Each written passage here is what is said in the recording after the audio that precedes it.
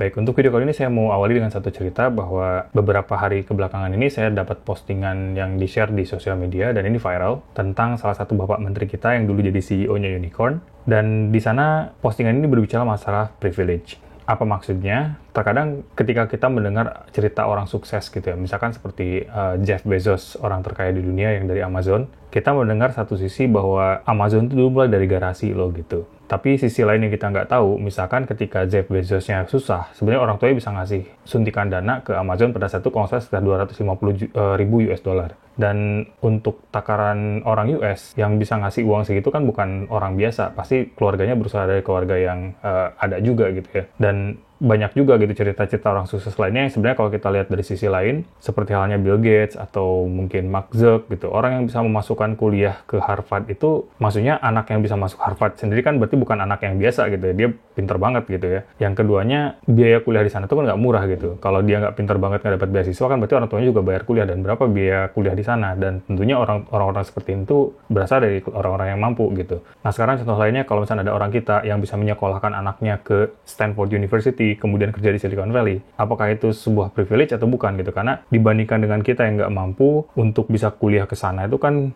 beda gitu garis startnya gitu ya. Nah apa yang mau saya komentari di postingan itu sebetulnya privilege itu bukan sesuatu yang harus kita permasalahkan lah. Mungkin kalau saya menganggapnya, kalau kita sekarang dalam masalah perlombaan gitu ya, orang yang dapat privilege seperti itu dia dapat garis startnya lebih depan gitu dibandingkan dengan kita yang mungkin startnya belakangan, makanya usaha kita harus lebih besar daripada usahanya mereka kalau kita mencapai titik tertentu gitu. Dan kalaupun misalkan tidak sampai terkejar, menurut saya kita semua punya porsi masing-masing lah gitu. Jadi kalau misalkan memang kita dengan kemampuan kita sekarang, dengan apa yang orang tua kita berikan kepada kita, dengan apa yang kita peroleh sampai saat ini, yaitu mungkin porsi yang kita dapatkan untuk semasa kita hidup sekarang gitu ya. Mungkin dampaknya atau efeknya yang merasakan nanti bukan kita sendiri, tapi mungkin generasi penerus kita gitu. Nah, jadi menurut saya jangan terlalu mempermasalahkan masalah hal itu. Dan saya juga ingin mengawali cerita ini nanti dengan satu kejadian di tahun 2000, itu pada saat saya pertama kali kuliah. Ada satu masa ketika saya menjadi seorang sales asuransi, dan mungkin sales multi-level juga gitu ya. Dan ini yang mau sharing di video kali ini.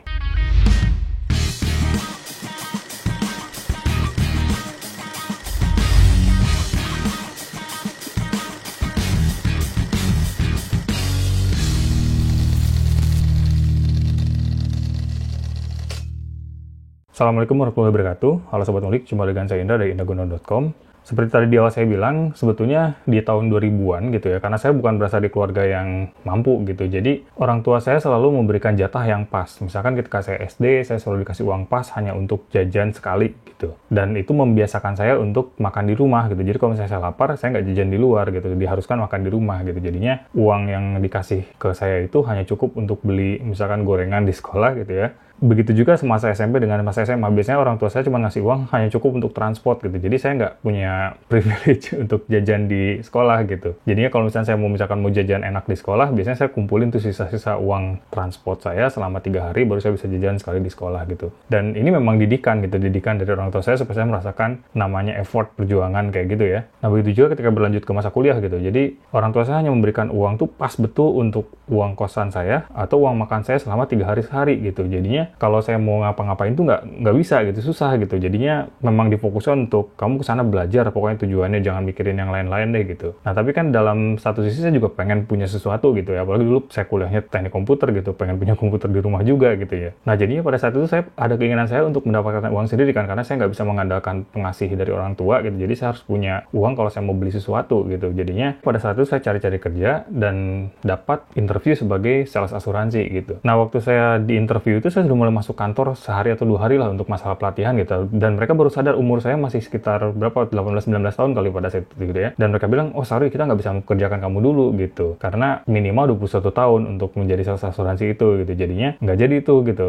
Dan pada saat itu akhirnya saya coba ngelamar lagi ke perusahaan lain, yaitu multi-level marketing. Pengalaman menarik di perusahaan ini adalah mereka ini sebetulnya jualan barangnya beda-beda setiap hari gitu. Jadi hari itu saya datang, kemudian kita di briefing apa yang mau kita kita jual gitu, terus kita harus betul-betul tahu speknya apa gitu, kemudian cara ngejelasin ke customer kelebihan kekurangannya apa gitu. Itu barang-barangnya barang-barang bagus gitu, barang-barang rumah tangga. Tapi yang saya nggak setuju dengan cara ngejualnya gitu ya. Cara ngejualnya ya seakan-akan kita nanya ke orang, ngasih kuis gitu, habis itu oh kamu dapat hadiah apa gitu, kemudian kamu nggak perlu bayar full untuk hadiahnya, cuman bayar pajaknya saja. Tapi sebetulnya itu harga barangnya gitu, dan barang sebenarnya bukan barang jelek, barang bagus, cuma saya nggak setuju dengan cara ngejualnya gitu.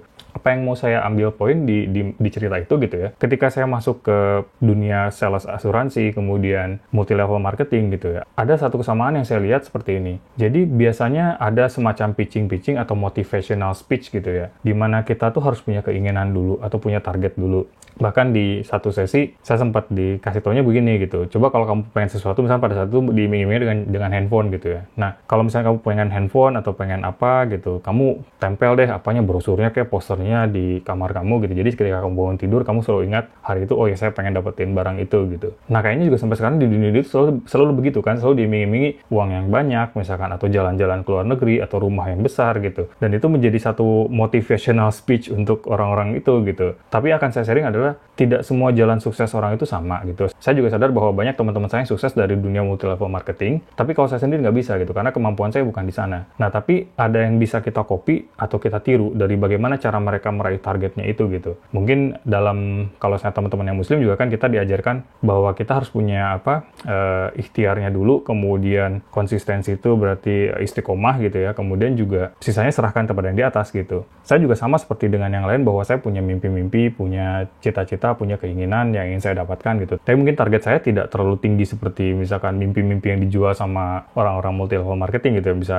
punya rumah besar atau mobil banyak atau jalan-jalan ke luar negeri atau punya barang mewah gitu ya. Kalau saya simpel-simpel aja, saya selalu melihat atau mengeset target saya dengan kemampuan saya gitu. Misalkan dulu saya waktu kerja di Samarinda, masuk ke ruangan bos saya, kemudian bos saya bilang kayak gini, ini apa yang saya ingat dalam percakapan di ruangan itu, selama kamu menjadi karyawan, kamu nggak akan bisa jalan ke luar negeri. Saya dibilangin gitu tuh. Dan pada saat itu memang betul, saya belum pernah pergi ke luar negeri sekalipun gitu. Saya pertama kali punya paspor itu ketika saya bekerja di Malaysia, datang ke Malaysia. Nah, tetapi percakapan itu secara tidak langsung menjadi motivational speech ke saya gitu. Masa sih gitu, kalau kita jadi karyawan nggak bisa ke luar negeri gitu, nggak mungkin gitu. Pasti ada caranya gitu. Dan itu yang ingin saya buktikan pada akhirnya gitu. Tapi pada saat itu memang masih belum terlalu dianggap serius lah gitu. Nah, ada satu kejadian, kenapa saya betul-betul pengen ke luar negeri dan kerja ke luar negeri itu, kejadiannya seperti ini. Saya punya teman kuliah, Sohib, waktu di kampus di Bandung. Nah, Sohib saya ini sebetulnya kita udah sama-sama senang komputer dari dulu gitu. Nah, saya sempat lihat statusnya dia di Facebook. Nah, statusnya kayak gini di Facebooknya, dia tulis, setelah beberapa jam kaki nekuk di pesawat, akhirnya bisa ongkang-ongkang kaki dua. Kemudian saya lihat location-nya itu di Penang, Malaysia. Nah, kemudian saya tanya, loh gimana caranya kamu bisa datang atau bisa dapat kerja di Malaysia? Oh, karena saya ada lowongan, kemudian saya coba ngelamar, akhirnya saya dapat kerjaan di salah satu technical support-nya di salah satu brand komputer yang terkenal lah gitu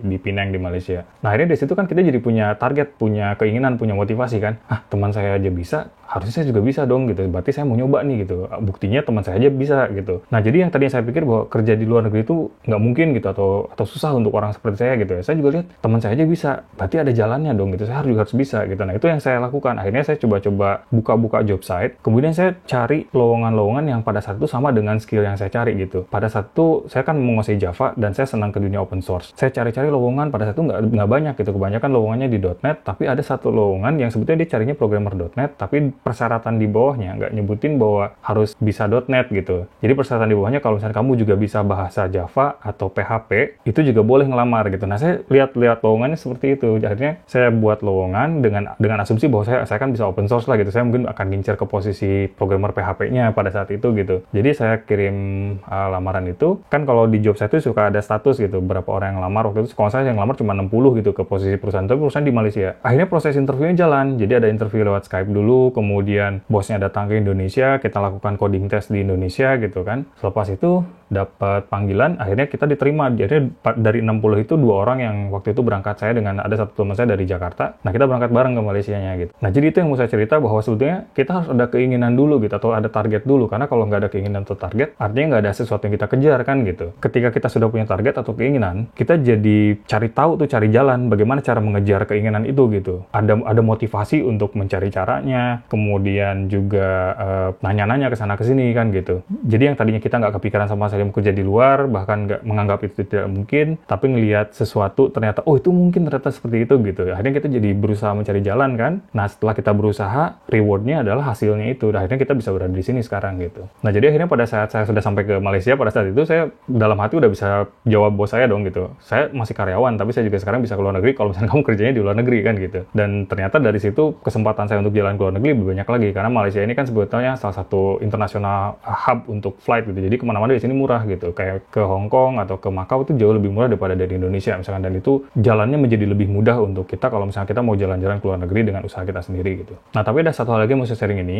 Walaupun misalkan kita sudah punya target, kemudian sudah punya usaha, dan kita juga sudah istiqomah, udah konsisten gitu ya. Tapi ada satu lagi yang menurut saya mungkin ada faktor takdir atau laki lah atau apa mau istilahnya kalian gitu ya. Mungkin setiap teman-teman yang muslim ada keinginan untuk melaksanakan ibadah umroh atau naik haji gitu ya. Nah kalau saya memang mengukur diri saya untuk naik haji mungkin perjalanannya agak lebih jauh untuk saya gitu. Usahanya mungkin saya harus bisa lebih maksimal lagi. Tapi saya ada target sedikitnya saya harus bisa umroh gitu. Nah ini juga kan target tuh selalu ada. Tapi kan kalau kita belum tahu bagaimana cara mencapai target itu kan rasanya jauh gitu. Dan kita betul-betul nggak kebayang gimana caranya untuk mendapatkan uang atau mengumpulkan untuk pergi umroh gitu ya. Mungkin yang kepikiran sama orang-orang sih ya kumpulin aja uang yang banyak gitu. Kemudian kalau uangnya udah terkumpul baru kita bisa berangkat umroh. Nah sekarang kalau kita pikirkan di Indonesia gitu, berapa sih biaya umroh sekarang? Kalau dulu waktu saya lihat-lihat mungkin pada saat itu biaya umroh itu sekitar 20-21 juta untuk satu orang. Mungkin salah satu jalan yang bisa kita lakukan, kumpulkan uang kita sampai dengan senilai total segitu, kalau udah terkumpul baru kita berangkat umroh gitu. Di sini saya mau cerita ada satu kejadian yang ini di luar dugaan gitu. Jadinya mungkin di situ faktor takdir atau faktor luck atau apapun mau kita sebut, atau mungkin itu jawaban dari ikhtiar kita yang sudah maksimal gitu ya. Jadi pada waktu itu sekitar bulan Agustus tahun 2016, biasanya saya suka langganan ini kan newsletter dari maskapai-maskapai untuk dapetin promo tiket ke luar negeri yang murah lah gitu. Nah waktu itu ada salah satu maskapainya Malaysia, dia juga ada promo yang sama, tapi yang di-pushing itu di headernya yang besar itu sebetulnya London gitu. Ke London dari Kuala Lumpur nih harganya sekian gitu, itu murah lah gitu. Dan teman-teman saya juga ada yang beli itu tiket ke London itu. Nah kalau saya ngelihat promo itu ya, saya kan browsing, buka emailnya, kemudian saya browse ke bawah gitu. Ternyata bukan hanya London gitu, ada juga kota-kota lain termasuk Jeddah gitu. Nah, saya lihat di sana, kok ini ke Jeddah murah banget. Cuman, kalau nggak salah cuma 200 ringgit sekali jalan gitu. Jadi 200 ringgit itu berapa ya? 600 ribu sekali jalan dari Kuala Lumpur ke Jeddah gitu. Terus saya tanya istri kan, ini Kuala Lumpur sama Jeddah, kalau bener nih kita bisa beli tiket dulu gitu. Kita bisa sekalian umroh. Cuman ya urusan umrohnya gimana nanti, gimana yang penting ada tiketnya aja dulu gitu. Nah, akhirnya istri saya, udah deh beli aja gitu. Nah, pas waktu saya coba beli, ternyata kadang-kadang kombinasinya kayak gitu kan. Jadi promonya itu misalkan untuk beli di bulan Agustus, ya terbangnya bisa sampai tahun depan bulan Maret. Nah, kalau misalnya kita cari kombinasi tanggalnya nggak tepat, itu kadang-kadang berangkatnya murah, dapat yang 600 ribu itu, tapi pulangnya mahal gitu. Nah, akhirnya nyarinya dapatnya baru tahun depan. Jadi tahun depan tuh hampir di akhir promonya itu, ada satu rentang waktu, 9 hari, waktu itu saya kalau nggak salah ingat, pulang perginya harga tiketnya sama. Jadi bayangkan dari Kuala Lumpur ke Jeddah, pulang pergi, harga tiket cuma 1.200.000. Dan akhirnya saya beli berdua sama istri kan, jadi kali 2 kan gitu. Nah, kita baru dapet tiketnya kan, tapi kita betul-betul nggak tahu gimana caranya kita bisa umroh, cuma dapet tiketnya doang nih, belum ada visanya, belum ada segala macam gitu. Dan akhirnya dari situ kita baru cari-cari jalan gitu, ngobrol-ngobrol, ternyata ada juga komunitas namanya umroh backpacker. Nah di komunitas umroh backpacker ini sebetulnya problem yang kita sharing itu sama gitu. Jadi kenapa untuk urusan ibadah tuh kita sangat susah dan sangat mahal gitu ya. Jadinya di komunitas ini sebenarnya semua sharing gitu, bahwa ada cara-cara tertentu kalau kita mau ibadah ke sana dengan biaya yang murah gitu, dan salah satunya dengan backpacker itu tadi gitu. Jadinya ketika kita ketemu dengan komunitas ini, kita sharing informasinya, maskapai ini ada promo, kemudian juga akhirnya kita bikin grup di komunitas itu. Di situ baru ada satu orang yang udah berpengalaman, jadi dia sharing, nanti kita perlu visa ke Arab Saudi nih, tapi memang visa ke Arab Saudi ini nggak ada visa travel kan, harus visa umroh atau visa haji. Nah kalau misalkan musimnya pada situ bukan musim haji kan, jadi harus visa umroh gitu. Untuk mengurus visa umroh tuh pada saat itu kita cuma perlu bayar 100 US dollar, tapi karena kita lagi ada di Malaysia, jadi paspor kita dititip sama salah satu anggota klub itu yang lagi ada yang mau pergi ke Indonesia, jadi dibawa ke Indonesia, nanti di sana diuruskan segala macam visanya ke embassy-nya Saudi Arabia, habis itu dikirim balik ke kita gitu. Jadi kita udah punya visa umrohnya gitu. Nah, proses kayak gitu tuh dulu betul-betul nggak tahu saya gitu, dan karena sudah ketemu komunitasnya, ada yang ngasih tahu caranya, akhirnya kita jadi bisa gitu kan. Dan kita janjian semua di KLIA, di Kuala Lumpur International Airport, untuk berangkat bareng-bareng ke sana gitu, ke Saudi Arabia gitu. Dan nah jadi ini dengan umroh backpacker ini kita dapat harga yang jauh lebih murah daripada kita menggunakan layanan umroh travel yang normal gitu. Misalnya layanan umroh umroh yang normal di Indonesia pada saat itu 21 juta. Nah, kita juga kalau nggak salah di sini habisnya 7.000 sampai 8.000 ringgit ya, sekitar 20 jutaan juga, tapi kan 2 orang gitu. Dan kita bisa milih sendiri hotelnya mau di mana gitu. Kemudian kita juga bisa milih itinerary-nya gimana gitu ya. Kalau untuk umroh backpacker ini sebetulnya kita nggak bisa seloyongan sendiri gitu ya. Begitu sampai bandara Saudi Arabia tuh harus ada yang nganterin kita keluar dulu gitu. Jadinya si grup ini dia sudah punya orang-orang yang kenal di Saudi Arabia juga. Kemudian mereka udah ada land arrangement-nya sendiri. Nah, jadinya saya ikut sampai dengan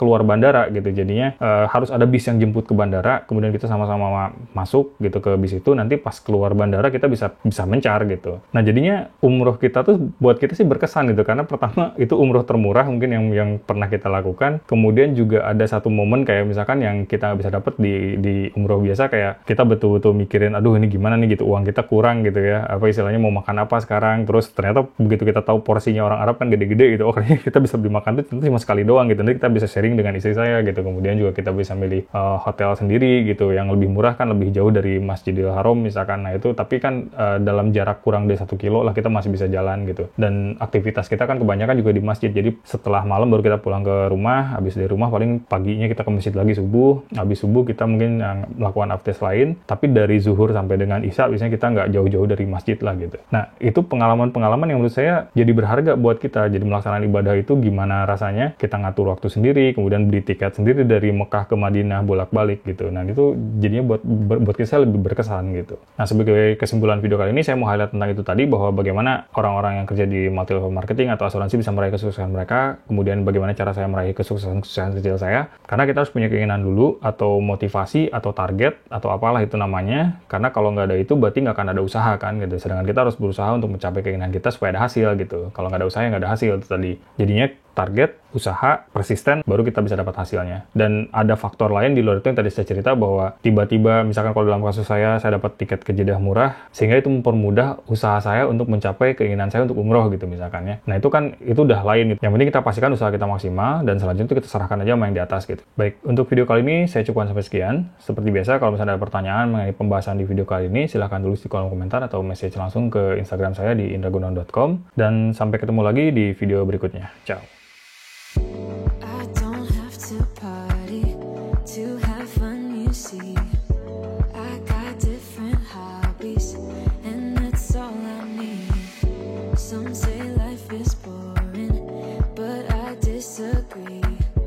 I wake up and live my dream.